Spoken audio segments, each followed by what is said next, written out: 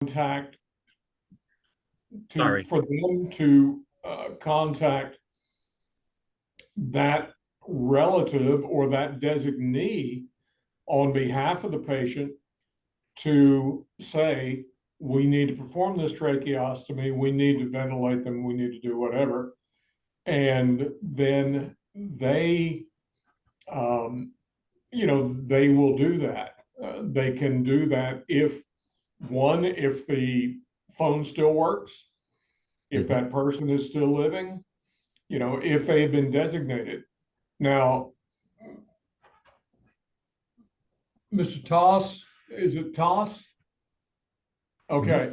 And what you're saying is exactly what we have done, is basically what I advise the hospital. If there is no one that they can contact, I advise the hospital that you need to take the steps that you would take if you had say a homeless person coming off the street to be treated. They could no longer make decisions for themselves. How would you do that? Would you take that before your ethics committee? Do you have a committee of physicians or other hospital executives who would discuss this case and ultimately make that decision? They don't like hearing that because they want someone they can turn to who has said either you do or you don't. But basically that's MDOC has been very clear that even though that patient is a ward of the Department of Corrections, they are not going to make life and death decisions or aggressive care decisions on behalf of someone who cannot voice that decision for themselves. Thank you. Is anyone from Louisiana on today's call that can say that sounds familiar to you, that's similar to what's going on in Louisiana? Well, I can. This is Dr. Toss Angola. We are faced with the situation of obvious end of life conditions that really should not get a feeding tube, and question if they even should be trached. But it's very hard for a hospital to make that kind of call with no support. So they put the tubes in, and then two doctors recommend don't do aggressive therapy. A lot of times they recommend don't do tube feedings, but they send us with a tube and a rate. So that is the other end of the consent issue that they're trying to avoid. They don't want blame for what takes place, but they won't help the gentleman along. It's about litigation. Nobody's trying to avoid being sued by somebody who thinks that somebody's been wrong. I understand. But I guess my question, in Louisiana, as in Mississippi, if an incarcerated person designates someone in the free world to speak for them, then you all will listen to that proxy, correct? There's specific family members that are included, and if it's just a friend or a cousin, or especially if it's another inmate, no, absolutely not. Yeah, I was going to say an inmate can't assign a proxy as his. An inmate can't assign another inmate as his proxy, correct? Yeah, correct. That's true in both states, but they can designate someone in their family member to speak for them if they can't speak for themselves. Yes. They really need a medical power of attorney. Right. Unless it's wife or children, or I think then it goes to parents. There's a hierarchy. Yeah, there's a hierarchy. But it would be, I just want to make this clear. It's the same documents for naming a proxy for incarcerated persons as it would be for free people. There's not a special DOC proxy, medical proxy that has to be done. It's just the normal state proxies that are currently available to any citizens to assign that proxy, correct? Yes, sir. That's how we Correct. do To it. my knowledge, that's what we have. Yeah. Okay, A lot of times we'll take word of mouth. Yeah, I don't know. You take you. I know you'll take whatever you can get that sounds ethical and correct. You know, is I just so Don, I want to thank you for bringing that situation up, and I didn't mean to hijack this, but I would love for us to gather or have a place for people to submit those issues that come up for them on a regular basis that, you know, as Don, you said, is this a conflict of interest? Is there an ethical issue? Is there a conflict of interest that, we are glossing over in the for expediency's sake, as opposed to what's in the best interest of that patient. I don't, and that's the thing, Jamie, is we have no interest in doing anything for expediency's sake.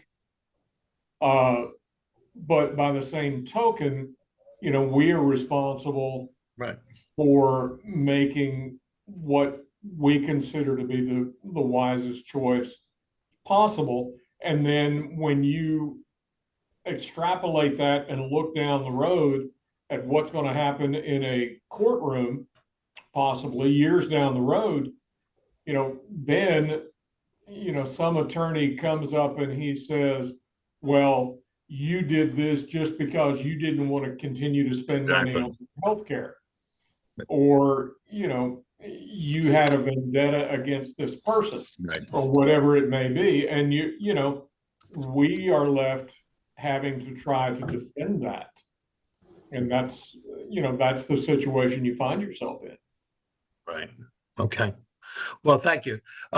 Again, if anyone who's on today's call, if you have an ethical dilemma that you're dealing with, please don't hesitate to drop me a line or give me a call. And I don't have the answers, but we can present that and invent ethical committees to help folks navigate some of these, if that's what's needed, So anyway, Marquetta, you ready to take over? I can do it. Can you guys see my screen? We can. All right. So Marquetta is now going to give us all the answers.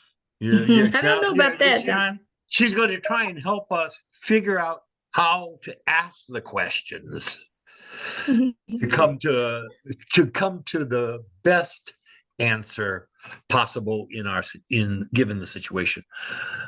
Right. That being said, today's session is actually going to deal with, of course, ethics and some ethical dilemmas that we'll discuss. We'll also discuss some of the key principles of ethics and exactly how they play at the end of life in corrections. As I proceed to the next. You want to click that. Yes. I'm trying to get it started. There you go. All right. Of course, I'm Marquetta Lifford. You've met Jamie and then Lisa. We'll be meeting Anne. You've also met Dr. Kathleen Cipriano. Today, of course, this is how you are able to log on. However, let me just say this. I think we have some technical issues with the website right now. So we do. We will have opportunities to hopefully get that up and running. But let me just say this, if in the event after this class, like on last week, I had a couple of people that were having difficulty, just know, please don't panic today if after the session you cannot get in. Just know that we're trying to work that situation out right now as we, even as we're speaking, we have someone in the background trying to work that out for us. Website is currently down right now and you can't get in, but I'm hoping by the end of the day, it will be back up and running. Technology. I love it when it's working and hate it when it's not. All right. Today we are actually at ethical issues.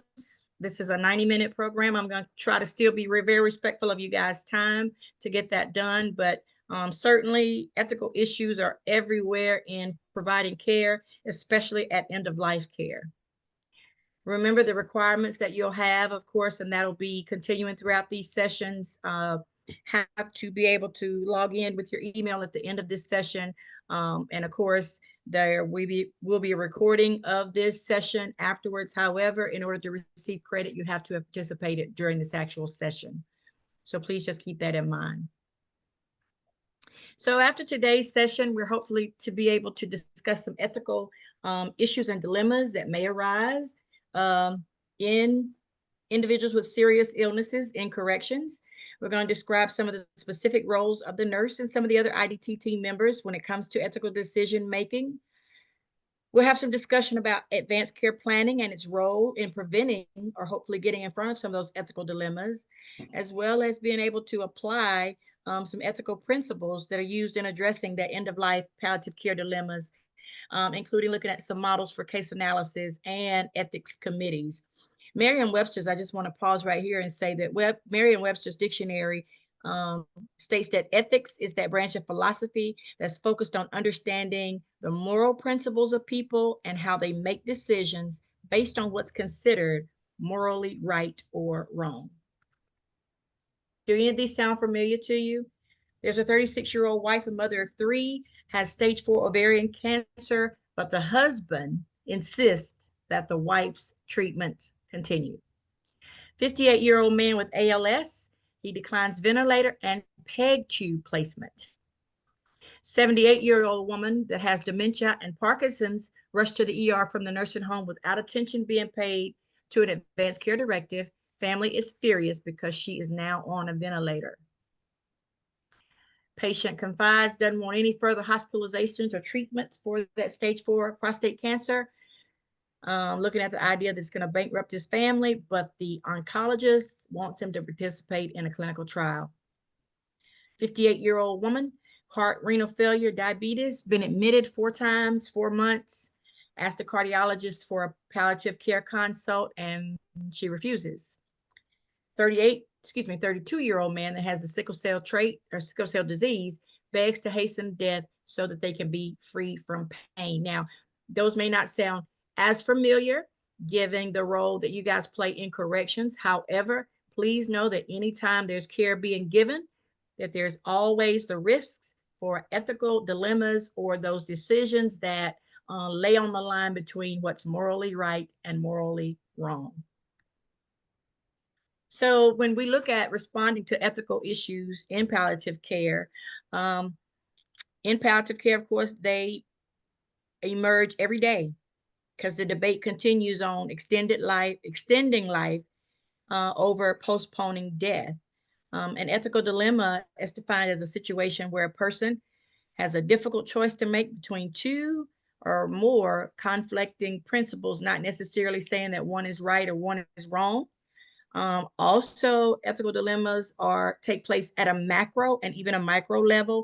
That macro, of course, is at large scale of ethics beyond just individual discussions and considerations. And that micro is at one's very own individual conduct. So nowhere is it clearer than in palliative care, where there's decisions about supporting life and life-limiting interventions that are made on a daily basis. Of course, due to some changes in the social structure, care can get really complicated and complex. Because of advances, of course, in technology, social and family systems, also the healthcare choices. Healthcare choices have added to the complexity of end-of-life care. It has become so intricate and so complicated. There have been several landmark cases that influenced that legal and ethical history. And probably the most recent one that I can recall is the Terry Schiavo case, where it was her husband against her parents as to discontinuing her off the life support. So it can get pretty testy at times when there comes downtime to thinking about those ethical considerations or some of the dilemmas that come up. Also, just being able to pay attention to help patients to be able to make fully informed decisions. But of course, as a member of the interpersonal team, professional team, that nurse as well as everyone on the team have to make sure that patients are understood, that their patients' wants, if applicable, are understood, or even in the case where you guys were talking about earlier, where there's family members that have been assigned proxy in advance of the patient getting to the point where they can't care for themselves, just making sure that they are aware of what they want, so that there can be fully informed decisions that are made.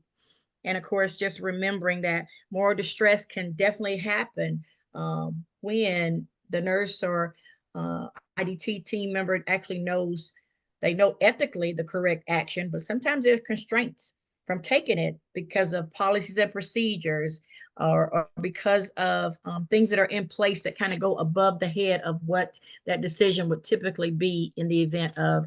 And so just keep in mind that moral distress could also cause some moral dilemmas, and it could kind of go from there and become actually just to the point to where it becomes a chore to provide care if your speed bump continuously are ethical dilemmas that happen. Some common ethical dilemmas when we think about nursing and providing care, even in corrections with end of life. You know, the request from medical aid in dying. And here you see a link there that it's just a link to provide more resources to take a look at what that looks like as far as being able to have a position statement as a professional, as a licensed professional. And then, of course, there's always that dilemma of prolonging life. We'll look at balancing those benefits and versus the burdens that it will take. And of course, do not resuscitate decisions from the front end, nutrition and hydration, or nutrition versus hydration, when to withhold or withdraw or even discontinue treatment. Also, some pandemic related challenges, and of course, being able to deliver quality palliative care for all patients in all settings. Some standards of practice, or professional nursing practice, of course. That's that scope of practice, the standards of care and codes of ethical conduct, which we should be able to provide, that should be able to provide nurses with guidance for responsible end of life and palliative practice. And just keep in mind, this is referenced here in the ANA and the HPNA standards. Also for social workers, the NASW Code of Ethics for Social Workers, as well as the Code of Medical Ethics of AMA and for physicians. And of course, all disciplines have a code that relates to just having a general code of ethics. When we think about organizational ethics, of course, that's the principles and values that guide companies and organizations and conducts. It promotes non-economic social values and upholds moral standards in the workplace. Please keep in mind, of course, when we start thinking about having organizational ethics, or an organization that has ethical, we look at things like the ethics consultation. Of course, that's a process that's in place to improve that process and outcome of care by identifying, being able to analyze, and to work and resolve ethical problems that happens in case-by-case basis. Ethics committees, of course, there's established in healthcare institutions. Those are advisory groups, policies that sometimes cases are laid before, just to take a look at all healthcare institutions. And I'll pause there to ask the question as to whether or not in corrections, if there is an ethics committee.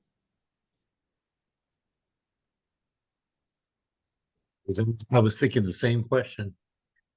Is there any place that you all can go to participate in ethics, or present a case like that to an ethics committee for feedback? We have an advisory committee that the state backs, and it's a TAC team, a treatment advisory committee. So yeah, is it mostly lawyers or mostly clinicians?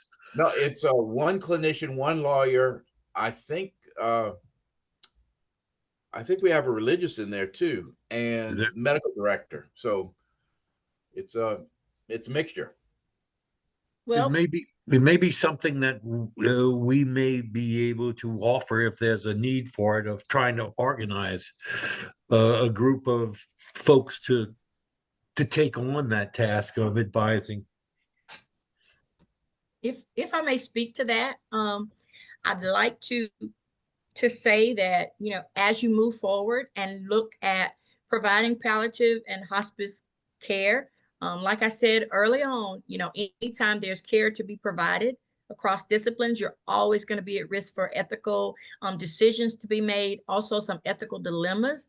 So let me just share with you a little bit of information, because all healthcare institutions should have access to an ethics committee. And that purpose is to provide a forum so that there can be ethical reflection and discussion of the values, also to build a moral community, and also to attempt to meet the needs of that patient and whoever else is affected through group processes and consensus building. Now, an effective ethics committee is going to have support from the administration, of course, and the medical and the nursing staff. Members should be people that are respected by their peers, and that committee should also have members, or at least one member from the outside of that actually organization, that represents a non-professional view of the problems, so that there can be weigh-in from all angles, and may be able to speak to certain communities that served by that organization. And of course, also an ethics committee should be able to meet regularly, keep up with those records, and always maintain some confidentiality. So, one possible option might be for you to ask to be admitted as a member of the ethics team of the hospital that you're using for your contracted services, because those hospitals will have ethics teams, and you might want to ask if you can be included in their ethics teams and participate in their ethical deliberations on a regular basis.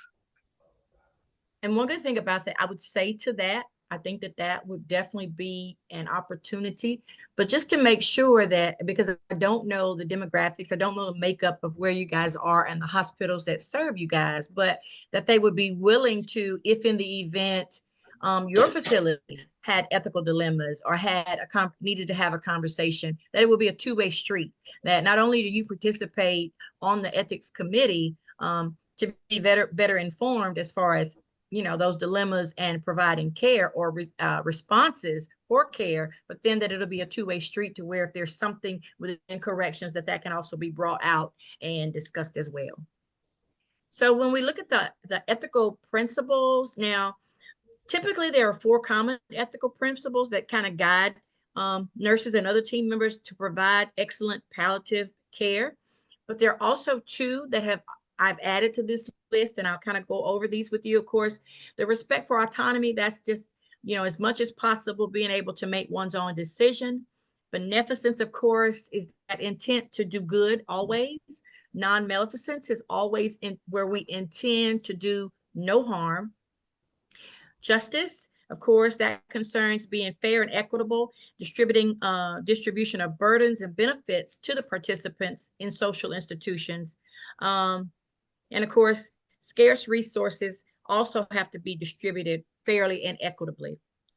I added veracity, and that just lays down to simply telling the truth and being truthful.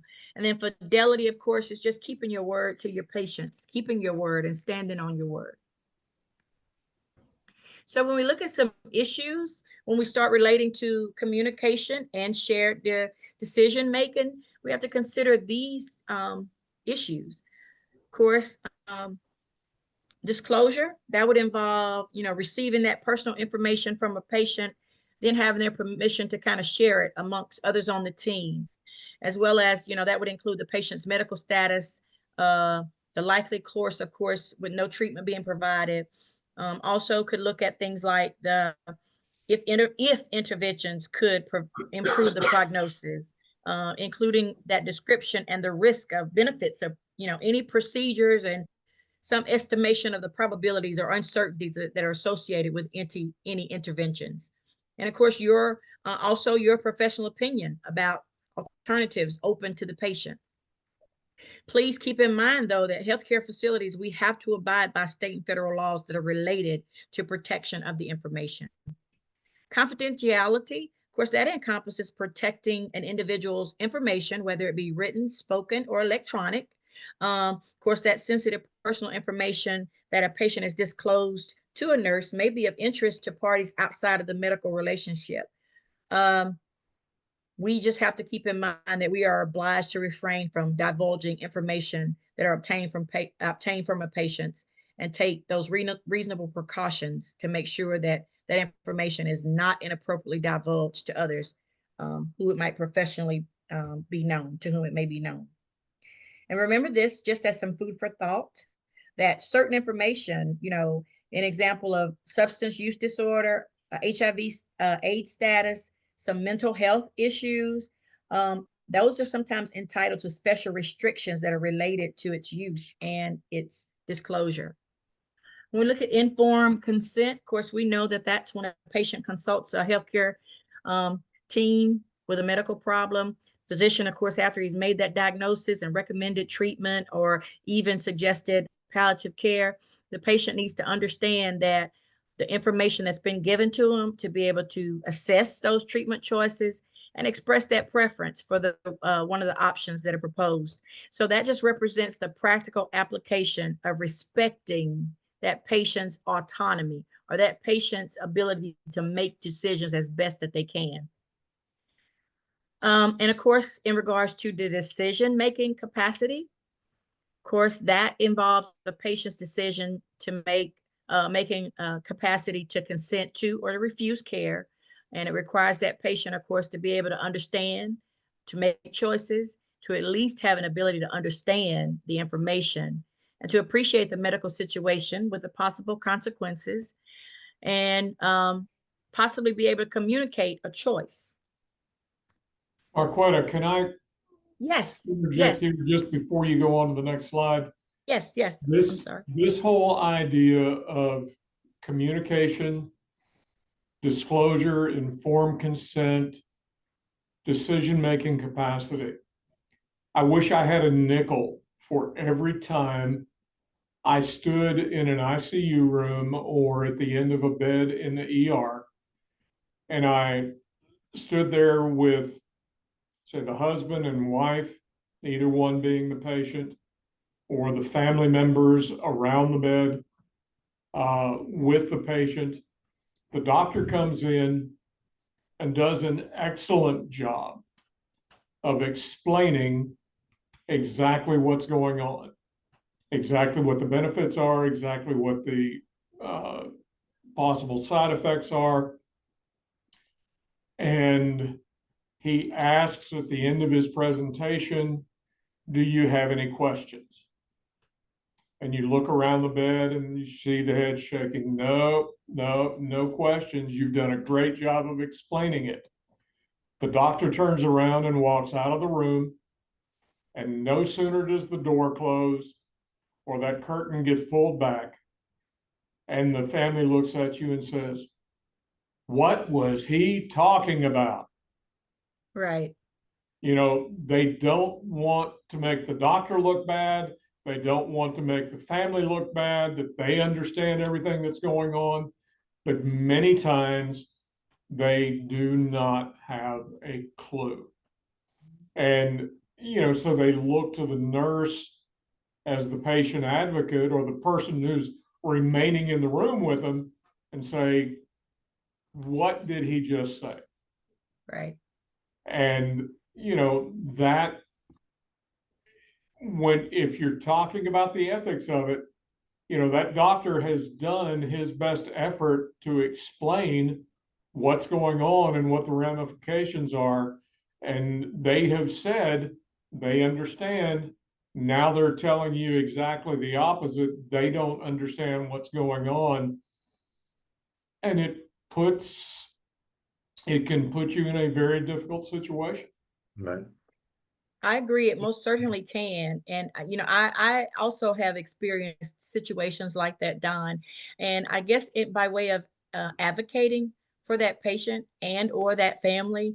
Sometimes, I've had to find myself doing this, and that is, first of all, letting the patient and family know that it's okay and you're in a safe place. If there's something that you don't understand, please don't hesitate to ask.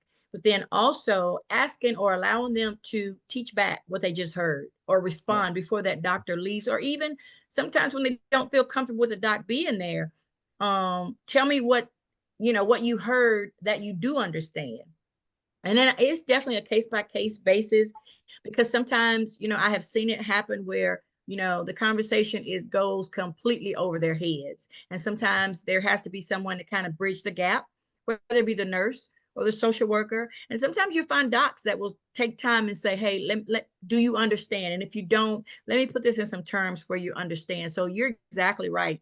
But I still say that, advocating for that patient and that situation is vital during times like that. And like children, when you get confronted with this information for the first time, it can be overwhelming, and people's heads are swirling. They're not thinking. So it being repeated over and over and over, I think, is important in the course of that patient's care, so Right. that it sinks in over time. Right. That's exactly right. One of the things that we deal with in corrections as well is that so many of the patients that we deal with, because of the lack of resources when they were growing up, they didn't have access to care. They didn't have the funds to access care. There just weren't physicians or nurse practitioners available. We are dealing with a population that, by and large, now there are exceptions, obviously, but by and large, we are dealing with a population that has a very small healthcare IQ. And that's not a reflection on them as far as their ability to understand, but they have never been exposed to it. And so that's where we find ourselves. Exactly. And like you say, giving them the opportunity and trying to explain it in a way that can be understood is the challenge. Exactly.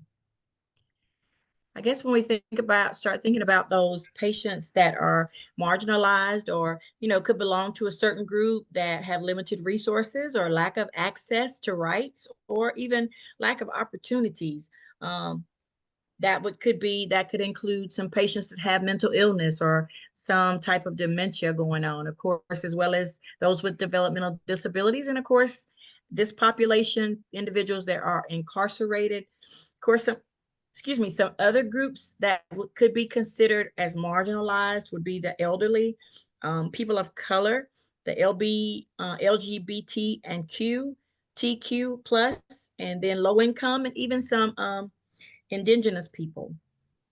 And you'll find all of those combinations inside of the incarcerated crowd. Absolutely. So, absolutely.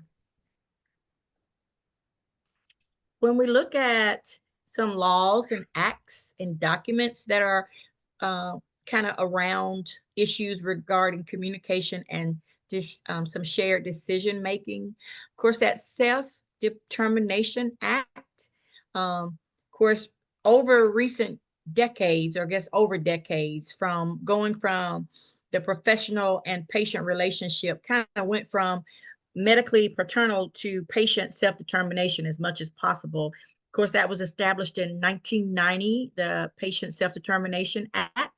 And what that requires is that anyone that's receiving federal funds have to ask patients at the time when they're admitted whether or not they have advanced directives. The advanced care planning piece includes a delegation of a surrogate decision maker, expression of wishes via a living will or advanced care directive. So just keep in mind that advanced care planning kind of serves as a solution to the problem from those people that are concerned when decisions have to be made, whether or not they're no longer able to make those decisions. The Natural Deaths Act, of course, that's also known as the Death with Dignity Acts. And currently both Louisiana and Mississippi do have that in place, but it states that, you know, it affirms a person's right to refuse life-sustaining medical interventions, also provides mechanisms or in place or processes for patients to exercise those rights. And of course, it outlines the situations in which those rights will take place. The Advanced Care Directive, or excuse me, the Advanced Directive, that's the primary tool that patients use to make end-of-life, decisions. It's usually a statement in writing, talks about what kind of life-saving medical treatment a patient wants if they were incompetent or unable to communicate. You guys know these as either the, living will, medical durable power of attorney, and then of course you may have heard of the 5 wishes or the Red Book. Just curious, Don and Dr. Toth, do you all do any advance directives when a person first comes into the prison? Is that even a question or in the screening? Or is advanced directives not introduced until there's a medical intervention? I'm pretty sure we've got a blank for that on our admit forms. Do you have advanced directives? So when a person comes to the clinic for their very first time? No, I'm thinking about our intakes. Every single one of them. We test the intake. disease. Okay. Yeah. I was just about to say, I would certainly hope that you do, because you want to be able to cross all the T's and dot all the I's on the front end. Okay. So I would assume, yeah, that would be a part of the intake process. Don, in Mississippi, is that part of the intake process? I would have to go back and look at it to be sure. Yeah. Okay. Okay. The durable power of attorney for healthcare and healthcare proxy.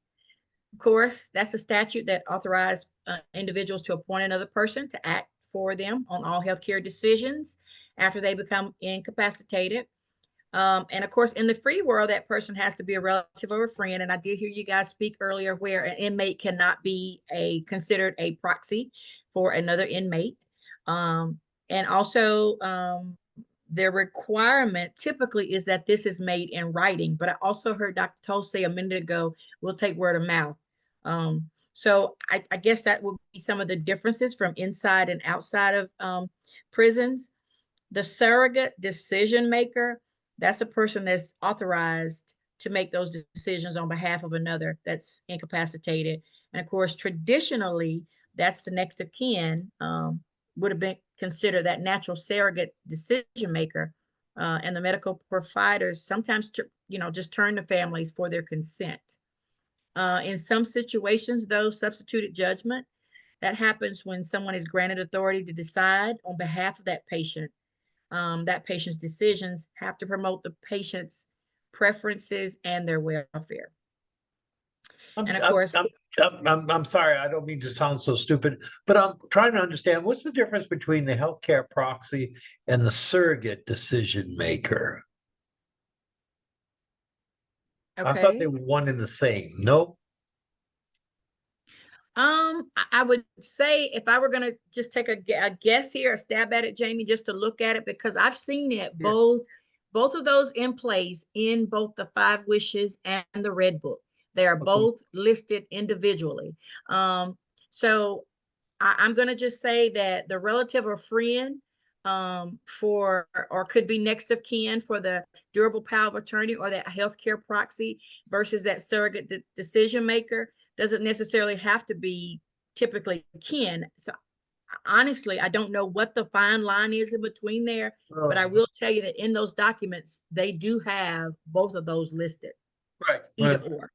Yeah. Okay. Anybody else want to weigh in on that?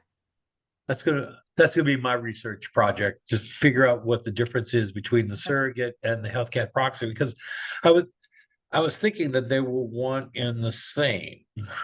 Okay. But okay. It may Of be course- just the terminology used between different states. I'm not sure. And possibly between different documents. I'm not really sure. Of course, that court-appointed guardian, of course, is that person that a judge names on behalf of a minor or a ward of the court when the court systems determine that they need protection as it relates to their person and their health. The post or the physician or the provider orders for life-sustaining treatment. Sometimes, important conversations about medical interventions or life-prolonging treatments the patients want or don't want, they don't happen. Those conversations don't happen. And there are a lot of reasons, of course, because a lot of people don't easily accept death or don't want to talk about death. And sometimes it's because patients aren't asked what they want, or patients may not even be aware that this is a document or an instrument that is utilized, may not even know that it exists. And of course, without having end-of-life conversations, patient could actually wind up getting some ineffective or unwanted treatment. So, I like to sum it up like this by saying this, how will they know what they want unless someone asks them? And how will they know what they want unless someone's available to explain the options? I guess that's a way of looking at it. But the post, of course, there's the post, there's the most, there's the most and SMOST. There's so many acronyms. You see those here, but basically what they all are, they are applicable in life-limiting disease states. Also, they're a legal document. They're also a part of that patient's medical record. They go with that patient, and they're supposed to be honored across all care settings. And that is just basically saying it's a physician, a standard set of medical orders that actually says what those life-sustaining treatments are. Now, please keep in mind that these documents don't replace an advanced care health directive that provides a broad outline of the patient's wishes for end-of-life care, and it also allows for appointment of another person to speak on his or her behalf if they're not able to speak for themselves. In Louisiana, we have La Poste, and in Mississippi, it's Pulse. And the difference between advanced directives is that the advanced directives are perceived as being the preference of the patient, and La Poste in Louisiana and Pulse in Mississippi take those preferences and turn them into physician orders that follow the patient regardless of what setting they are inside of their state. Both of them have been approved. Both states have approved the Pulse paradigm. Right. I'd like to add there too, the La Poste document has to have a terminal diagnosis. Yes. But anybody who doesn't want to take their blood pressure pills can sign advanced directives. Advanced directive, yes, that's the exactly right. It's a patient preference as opposed to a physician's order. The physician's order can only be signed with a terminal diagnosis in both cases, in both states. Preventative ethics. And of course, that's being able to identify, prioritize, and address some ethical issues. Preventative ethics, of course, promote the environment where early identification of issues or possible conflicts and anticipation of some possible dilemmas serve to get in front of or to proactively avert those potential areas of conflict. And knowledge of that natural history of illnesses also allows for the healthcare professionals to assess those patient or concerns and wishes long before a situation comes to view. And of course, being able to better understand values of every patient will allow professionals to be proactive, being able to get in front of and anticipate where values may differ and address the issues before conflict actually arises. Again, like I said, these are preventive ethics. So it's basically getting in front of and foreseeing dilemmas and trying to prophylactically, for lack of a better way of putting that, get in front of there being issues along the way. Of course, also have to keep in mind, yeah, pay attention to the cultural and spirituality, because of course, cultural and spiritual assessments are completed for every patient, or they should be, regardless of the stage of illness. But of course, we can't, and in doing that, we can't make generalizations. We can't really determine how. It's just important for us to determine how they want their medical information to be shared and those decisions. But we also have to pay attention to the cultural, the ethnic, and those age-related differences, and consider some ethnocentric biases. And that's how folks tend to favor their own ethnic groups over others, and what they prefer. And when we start thinking about those ethical decisions, and of course, just being able to build some communication skills, promoting that ongoing dialogue, and ensuring that all values and beliefs of the patient and the healthcare team are reviewed before situations arise that may create a conflict. This is called the 4-box method. And of course, this is a very straightforward approach to be able to sort out the facts and the values of any case, put it in a pattern, kind of to be able to facilitate a discussion and a resolution of an ethical problem. Of course, it brings together some principles and circumstances that come up with a method to be able to facilitate the analysis of the case that's involving some ethical issues. So every case, of course, could be analyzed by means of following these 4 topics. That first one, of course, is those clinical indications, and that is just asking, the understanding of knowing the overall goals of care, the prevention, what's the medical problem, the prognosis, the history, the diagnosis. Is it acute, chronic, critical? What are the probabilities of success, plans of care, therapeutic failure?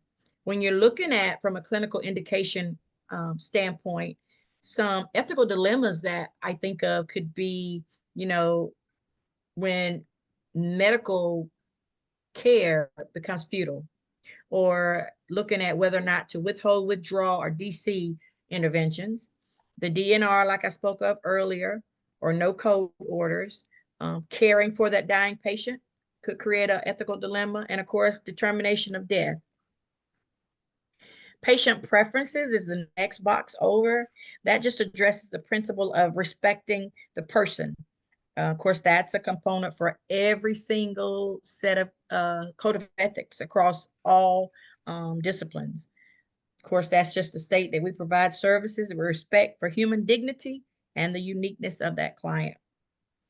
And of course, above all else, just making sure that we know that every person has some inherent value. Of course, looking at some processes of ascertaining some patient preferences, that's making sure patients been informed of risk and benefits, understands all the info being provided to them, and if they've given consent, if applicable.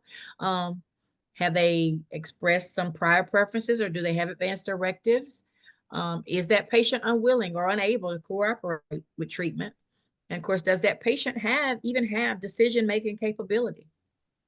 Some ethical dilemmas around patient preferences, of course, could be conflicts related to the beliefs due to religion or culture, truthful communication and disclosure, the patient declining treatment, and of course, some advanced planning and advanced directives. Quality of life, of course, the evaluation of the quality of life is always important, to make sure that we work with the patient to determine what level of quality is desirable, how it's going to be attained, and then what risk or disadvantages are associated with that desired level.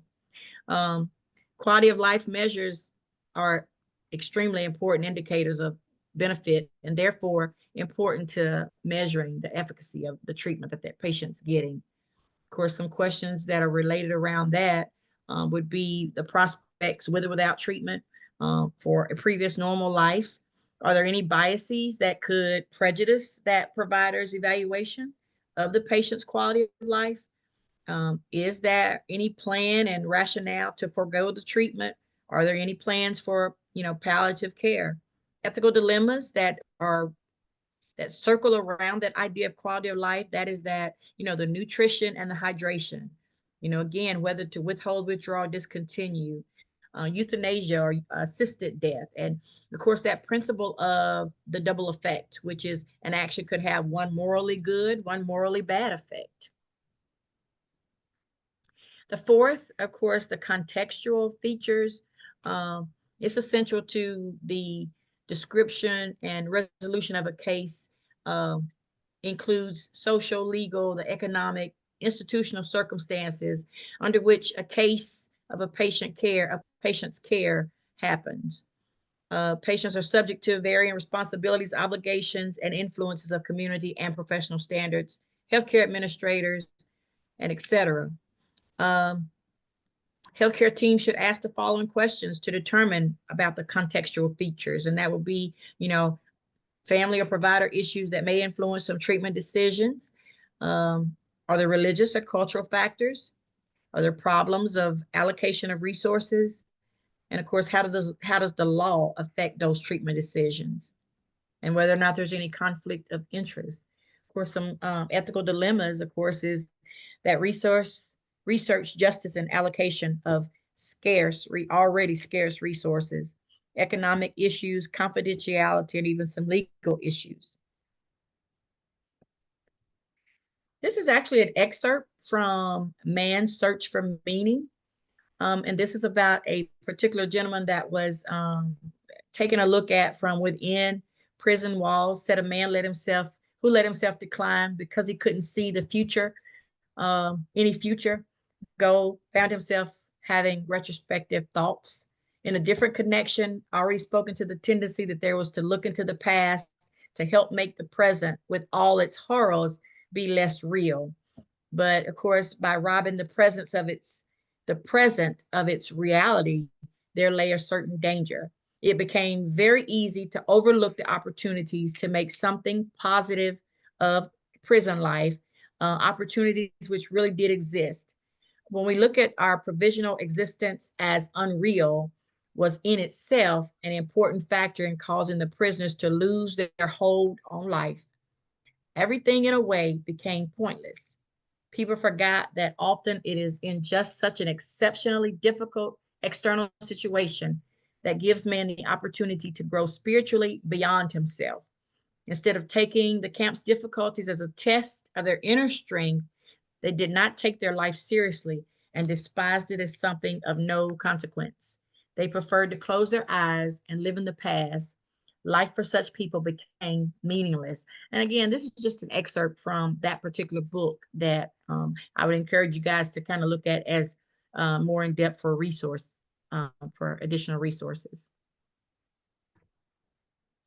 Here, this is a link that and I can tell you it's about 50 minutes long, but I would suggest for staffing, for opportunities to provide education, to take a look at this, because it was actually an interview with Michelle Thomas, and basically from inside corrections, hospice inside corrections, and they talked about just what it looks like and some of the ethical issues that circle around, as well as trying to be ethically sensitive or to get in front of those ethical dilemmas that we've spoken of earlier. I'd advise you guys, and like I said, you guys will get this PowerPoint as well. I would advise you to maybe take a look at being able to utilize this as an opportunity. Like I said, it's about a 50-minute session. It could be used at employee education, as well as just an opportunity to further dive into that interview that Michelle De La Thomas had. It looks an awful lot like Angola's hospice unit. I wonder if it was done there. Yep. You would find, I looked at several of the images from that, and it looks like very much like that Angola setting. When we think about be aware of that there are and how to avoid some pitfalls, of course, because when we participate in discussions about ethics and ethical issues, it can be hard, and y'all, it can be extremely challenging. So it's important to prepare as best we can to have those conversations, because not every ethical issue can be foreseen or coming over the pike.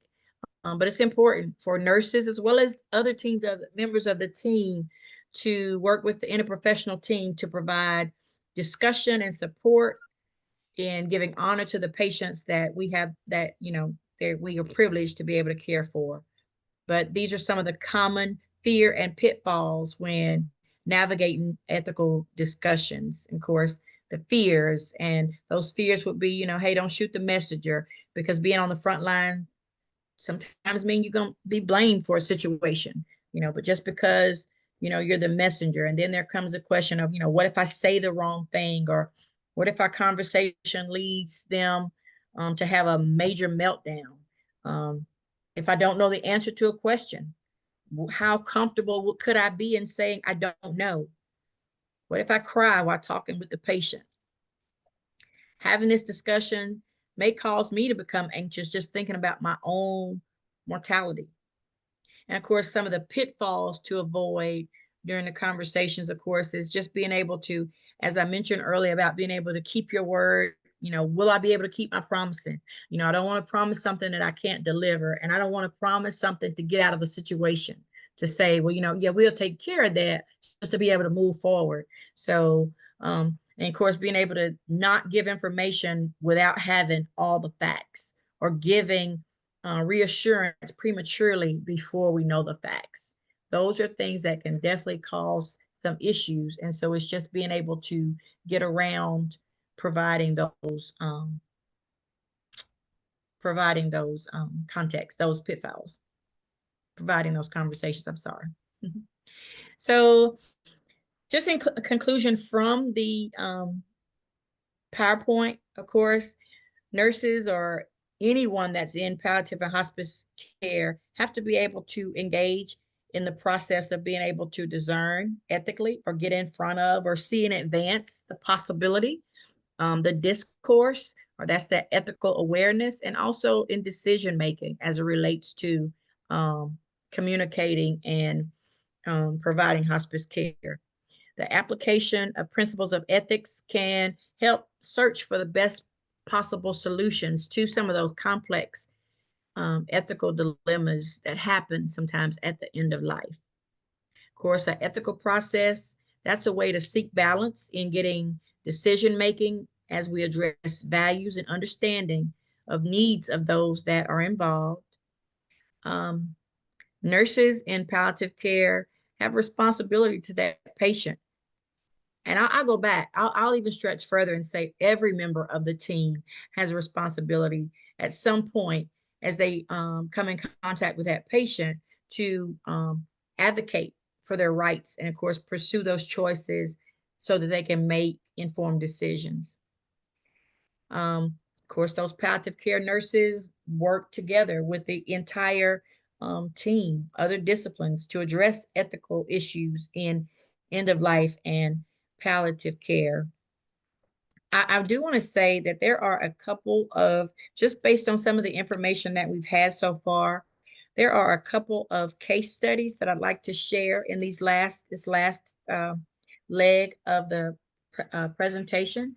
And then I'd like to read it and then ask that you guys unmute, as I have some questions to kind of go along with those, so that we can just have an ongoing discussion, if that's okay.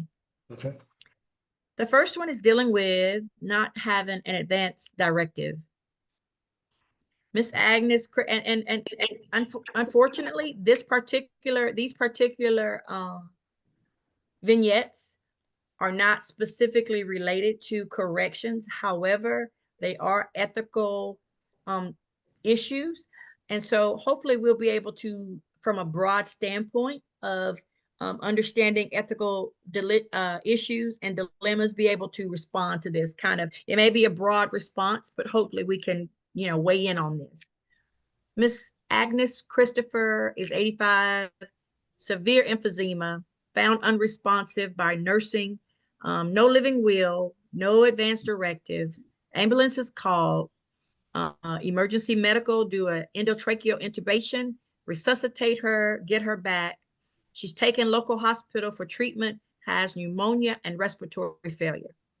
After she has treatment for those medical conditions, she can't be weaned from a ventilator but she can't communicate by hand signals and, of course, write notes. Several weeks go on like this, with her not being able to be weaned from the ventilator and only being able to communicate with signals and making notes. So after several weeks, she asks whether or not the ventilator can be DC'd and she just be allowed to die. She emphatically lets the staff know that she wouldn't have wanted to be resuscitated anyway, although she never had an advance directive or didn't discuss these wishes with anybody. So I'm asking you guys to weigh in. Do you think Miss Christopher's decision is rational at this point?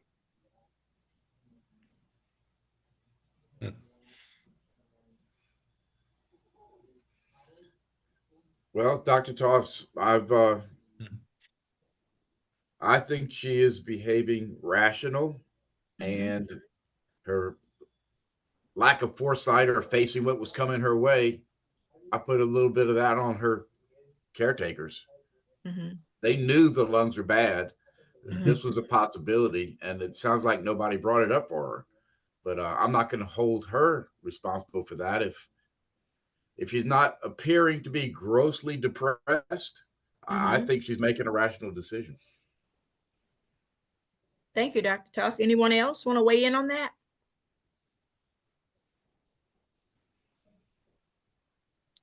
So in this situation, tell me if there is any, the difference between withholding and withdrawing life-sustaining treatment.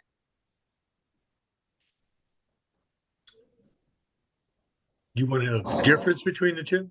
Yeah, in this situation, you know, the difference between withholding, because of course she's on a ventilator, cannot be weaned, of course. And right now it sounds like that's what's basically keeping her alive.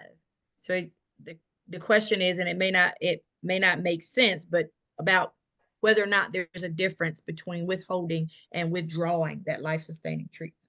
Withholding would be just not giving it to her at all, or not maybe to possibly, you know, prevent her from declining. Withdrawing is her asking you to. She's asking you to stop. She's had enough. I'm tired. Can you please stop? Right. So I guess withholding would be not allowing a treatment to move forward that she might benefit from, huh? Well, you know, right now, the benefit that she's getting, of course, is keeping her alive. That ventilator is the only thing at this point that's keeping her alive. But I think I guess the big point here is the fact that she is, of course, gone weeks with this ventilator, unable to verbally express. But then one day she just says, you know what, let me die. I wouldn't have never agreed to this anyway. You know, I can't imagine as a caregiver or as a doctor, anybody want to weigh in on that? Like what that actually looks like. What it weighs from like a patient. Huh? And how it weighs on the clinician. Yeah. Anyone? Well, I think it looks like a sudden dramatic event if you withdraw care. And it looks like letting somebody slowly die from pneumonia and bed sores if you don't withdraw the care. So there's the ethical dilemma. Most definitely. I could definitely see both ways of that. Well, let me ask this then. Would this situation look different if Miss Christopher had a living will? Yes, it probably wouldn't start out to begin with.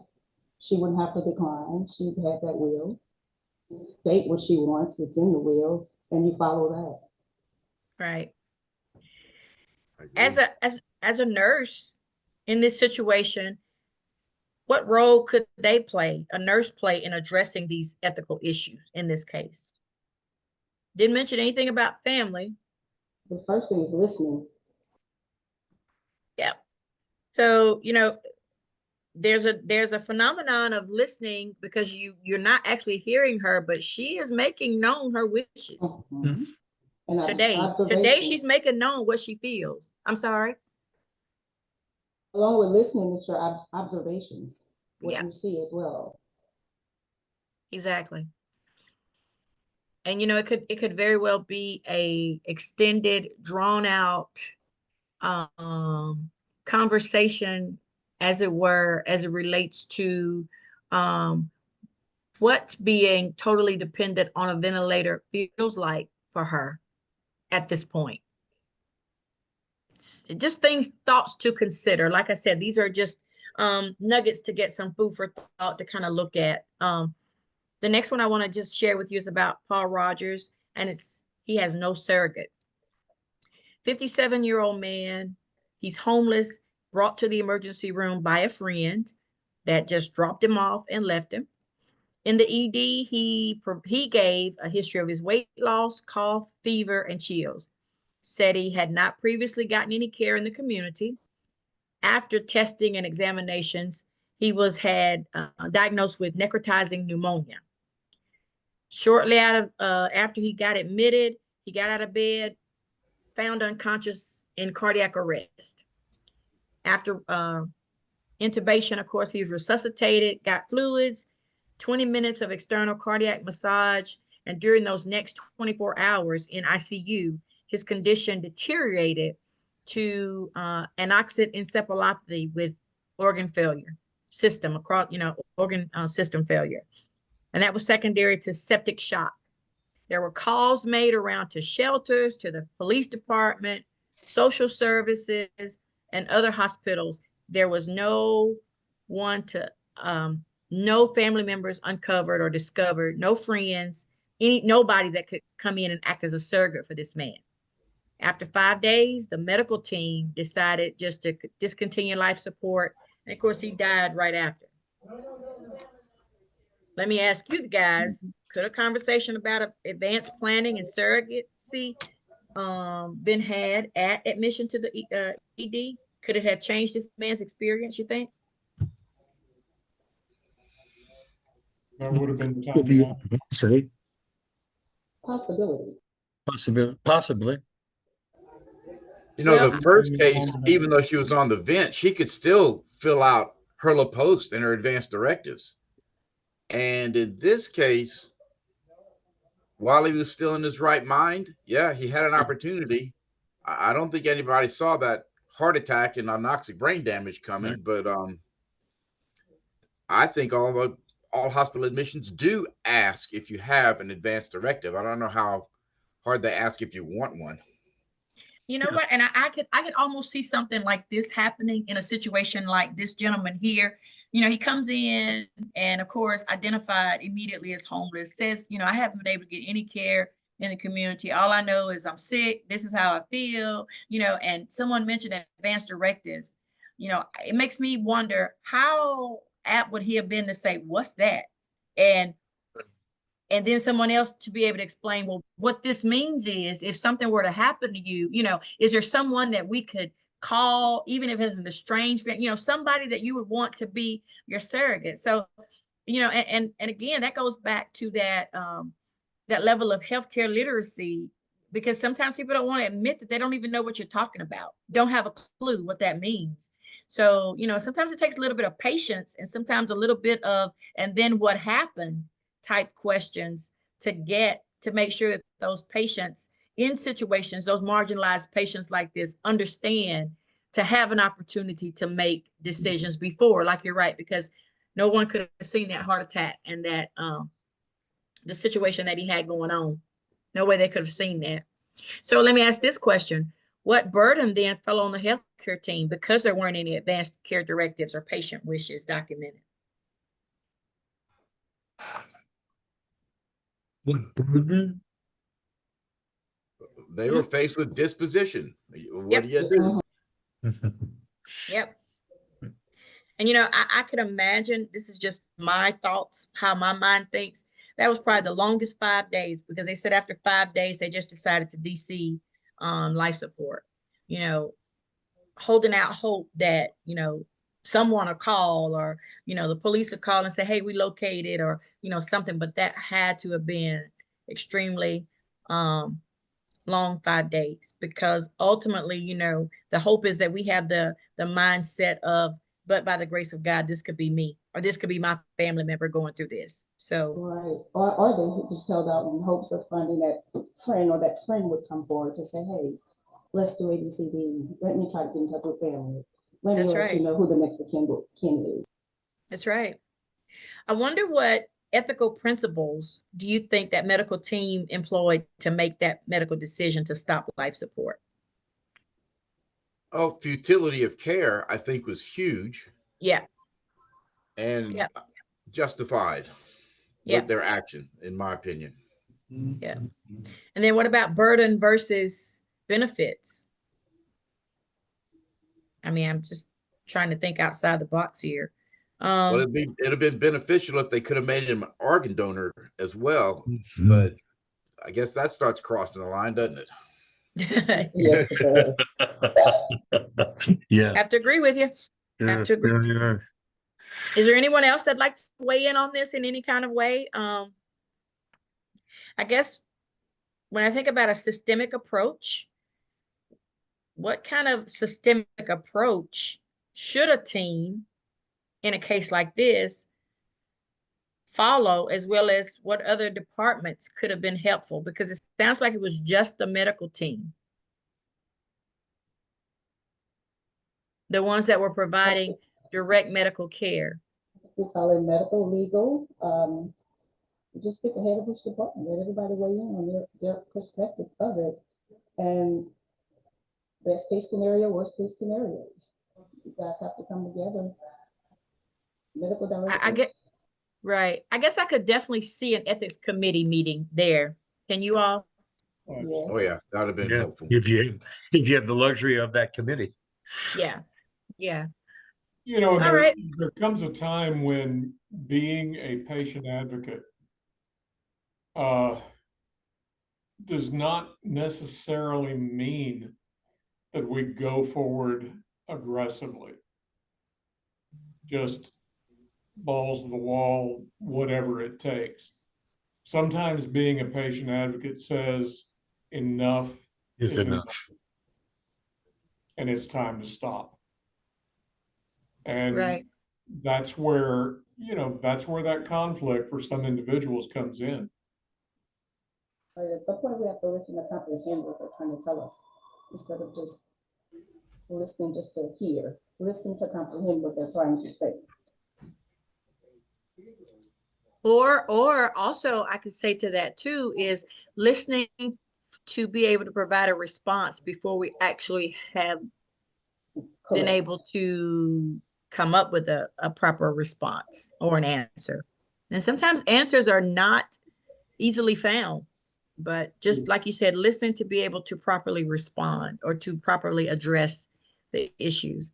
I'd like to take another What I'd like to say is that that's part of the reason that the interdisciplinary team is so important is for addressing these issues so that people aren't faced with these questions alone, that you have other colleagues that can weigh in on this question as well, so that it's not one person making a decision for the patient, but that there's an interdisciplinary team. When the patient is not available, there's a team there that may be of help to you in resolving these issues.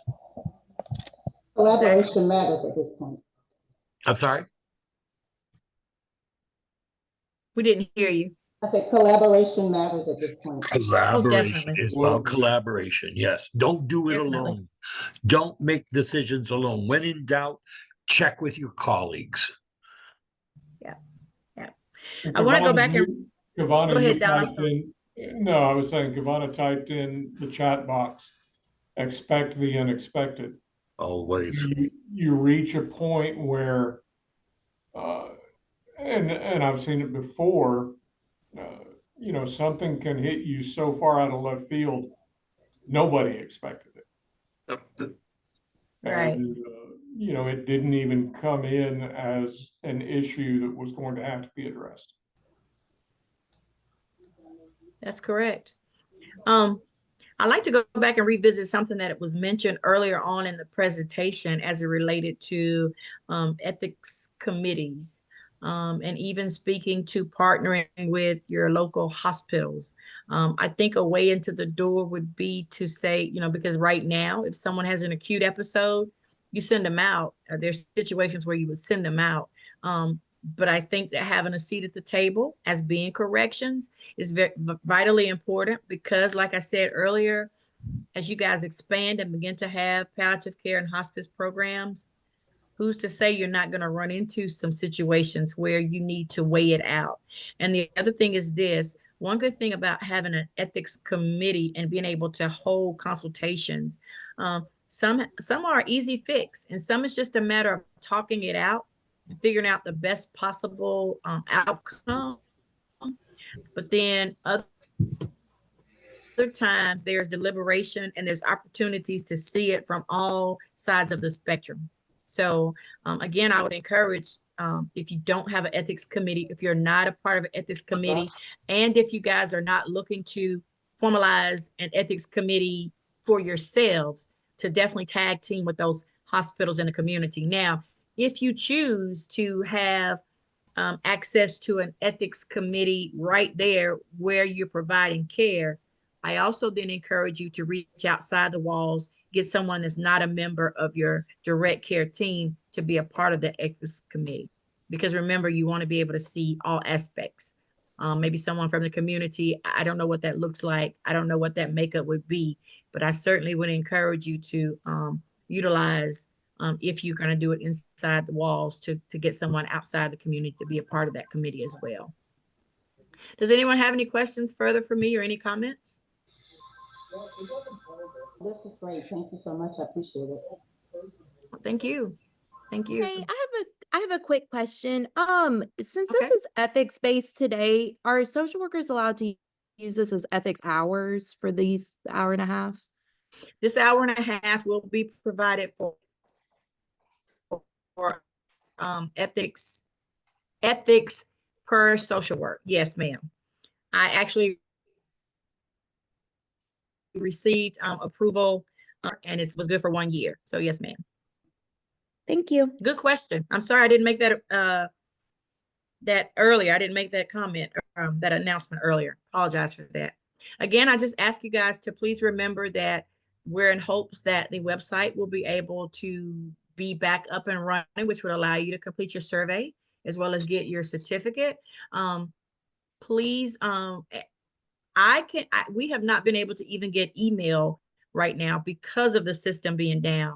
However, I will add my and Jamie's cell phone numbers in the chat box, so that if you have individualized questions, you can just shoot us a text. And then hopefully, as soon as the system is up, we're going to send out a mass email and say, hey, the system's up. You guys can go back in. You can go in now, complete your survey, and get your certificate. And I apologize in advance for that inconvenience. I know it's inconvenience to you all, as it is to us, but it's just one of those things that were totally out of our control today. So you want us to put in our email and yeah, I'm going to do that. I just want to, before we do that, I just want to remind everybody, when the system's up, we have created a corrections training material website that you can go to. You have to log into the system. You go to under professional resources and down to corrections, which is the third option. When you get there, you're going to see there's that little drop down box on the left hand side that says more in this section. You click on it for corrections training materials and all of the handouts that are associated with each one of these, along with video recordings of each session, are going to be available there, and we'll be putting up other material as well on that page. We have 5 more sessions left. Next week is a 1-hour session that we will be meeting. I do want to thank the Franciscan missionaries of Our Lady of Health System for making your continuing education possible. And in terms of the requirements for I want you need to put your name and your email address in the chat box right now, please. know that we can only give credit to folks that attend these live sessions. The video sessions are available for you to review or to use in any way that you'd like with anyone, but you can't get continuing education with them. As soon as our website comes back up, we will be sending out a notice to everybody who's on today's call to go ahead and fill out your survey and collect your certificate. Again, we can't set this up until the website comes back online, and we're hoping that that's going to be sometime later today. But if not, as soon as it does come up, you will be receiving that email. Any other questions before we sign off until next week? Don, did you finalize the day for the Angola visit yet? It'll be the 12th of June. 12th of June. So those of you in Mississippi, make sure that the 12th of June that are going to Angola, if you've signed up for it, if you've turned in your name to Don has turned in those names to Angola for approval, and June 12th. Okay. Any other business at hand before we close up today's session?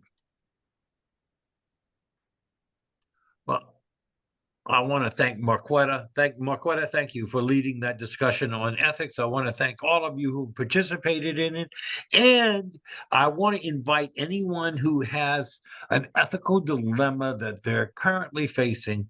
If you send it to us, we can clean it up so that it doesn't look like it's coming from you, but we can ask that question of everyone here and get you some feedback in resolving that ethical dilemma that you may be facing right now inside of corrections. Okay. Having said that, thank you all. Take care, and we'll see you next week at 1:30. Thank you, Marquetta. Thank you.